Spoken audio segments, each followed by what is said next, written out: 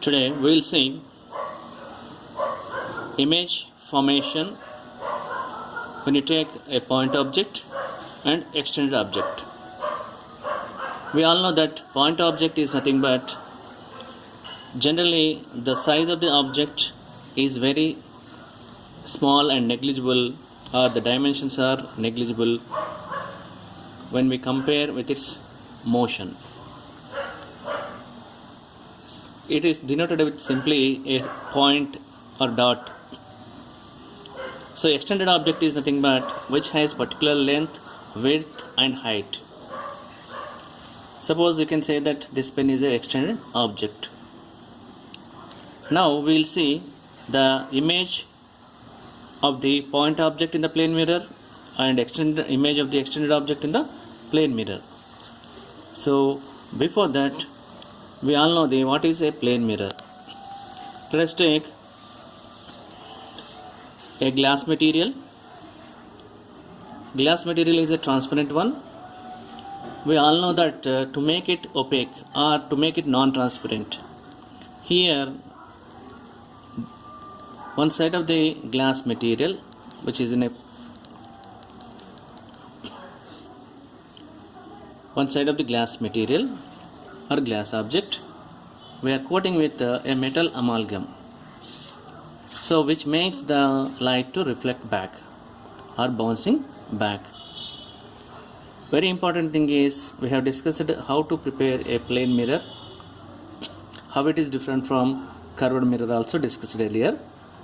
Now to draw the ray diagram, we can say, or to understand the image formation of the point object and an extended object, we must understand the normal drawn to the plane mirror. What is the normal here? To the surface, to any surface, if you draw a perpendicular line, that will be a normal. So a normal is very essential because we know the laws of reflection. Incident ray, reflector ray, and angle of incidence, angle of reflection, all the terms already we know it. So very essential thing is normal is very essential. Let us take at a particular distance, let us take a point object. We know that if a point object is placed in front of the mirror, it also at a distance, let us suppose it is 5 cm. So the image also exactly inside of the mirror is 5 cm. But we cannot keep here now because we have to go for image formation of this point object in the mirror by drawing a ray diagram, by understanding how the rays reflected from the mirror. Then only we can get the image of the point object. Now let us take, this is a point object O. Let us understand a ray object is nothing but from the rays from where you are getting is called object. Incident ray is shown like this. It is a point of incidence. Now if you understand, this is automatically a normal or a perpendicular line drawn from the surface. The meaning is it is traveling along the normal, so it would be reflected back in the opposite direction along the same path. Okay. Now just when it is extended back and it is reflected, you feel that the light ray is coming from the inside of the mirror, so it is shown with the dotted lines. When you observe here, we cannot stop this line. Further purpose, when there is an intersection of or convergence of two or more rays, then only the image we get. Further purpose, what you are doing is, let us take either above or below or upper part or lower part, you draw another ray incidence like this. So it is a point of incidence. From the point of incidence, take a normal. So this is the angle of incidence. With the same angle of incidence, it would be reflected back. So this is the essential thing. You can take any ray in any direction.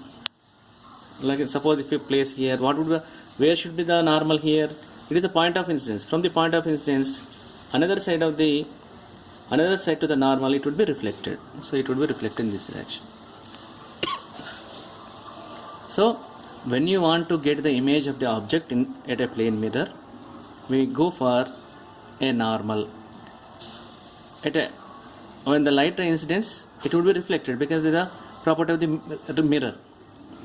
Now here it is reflecting in this direction, but you feel that this ray is coming from the mirror position, inside of the mirror, so it will travel in this direction. Now this is a earlier first ray where the ray incidence along the normal. This is a reflected ray extended back, which incidents along at a particular angle to the normal. Now these two are intersected this point, so here the image is formed. So now if you suppose it is 5 centimeter, it would be 5 centimeter. If the size of the object is this much, the same image size also same. So here we can, from this one we can conclude that u is equal to v. Another sizes of the objects and images are equal. The image formed is called virtual image. Why it is virtual? Now if you understand this one, always the image is formed because of the intersection of the either refracted rays or reflected rays. Here the reflection occurs. First ray reflected in this direction, second ray reflected in this direction. Both do not actually they would diverge each other. So when you extend only, then only we can get the image. That is why it is called virtual image, which we cannot take on the screen or any paper or in the wall or somewhere. So this is a virtual image.